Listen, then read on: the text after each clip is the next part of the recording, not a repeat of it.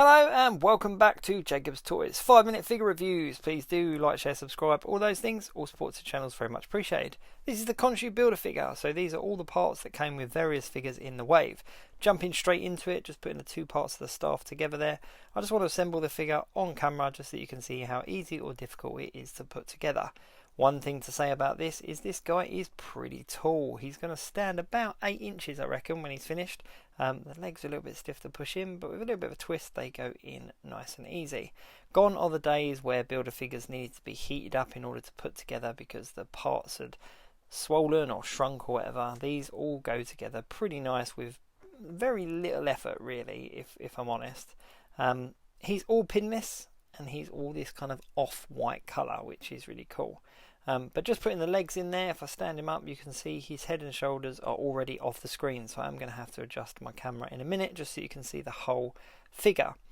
Yeah, everything goes in really nicely. So in total, this is made up from parts of 6 of the 7 figures from the wave, with Zombie Iron Man being the only figure in the wave that didn't come with a build-a-figure piece.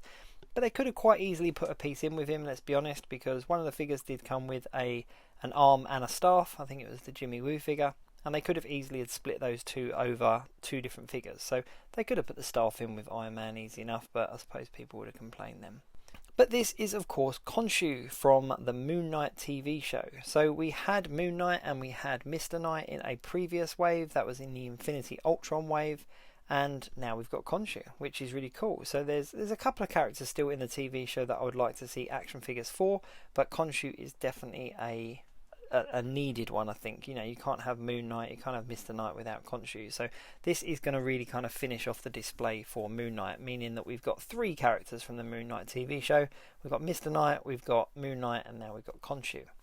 The detail on him is really good. Like, that really does look like a bird's skull. As I said, it's all kind of like an off-white bandagey colour. There's a lot of kind of scuffing and sort of like darker colours.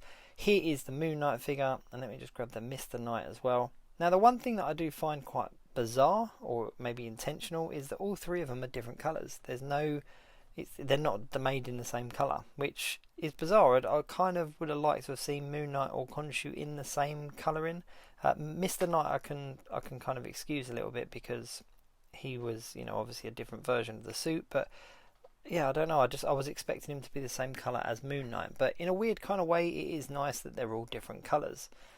Now, with his staff, if I put his staff up, he stands a lot higher. He stands kind of nearer the 10 inches, I think it is. I've not measured it to be perfectly fair, but if we guess that the figure's about 8 inches, then maybe about 9 inches. 9 inches tall with the staff stood next to him. But if you are limited on space, then you can of course put the staff down a little bit like so, and it just kind of brings the height down a little bit, but does make it a bit wider. But it is really cool to have an oversized builder figure again.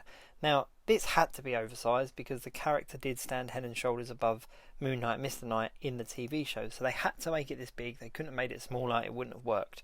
But recently we've had characters like Infinity Ultron that should have also been at this size, that they downsized and they made smaller. So I, for one, am really pleased that they didn't hold back on this one and they really went to town. Now, back in the day with the Toy Biz builder figures, they were a lot bigger. They were much more to the sort of 12, 13 inches tall sometimes, with like the Sentinel and Galactus, etc.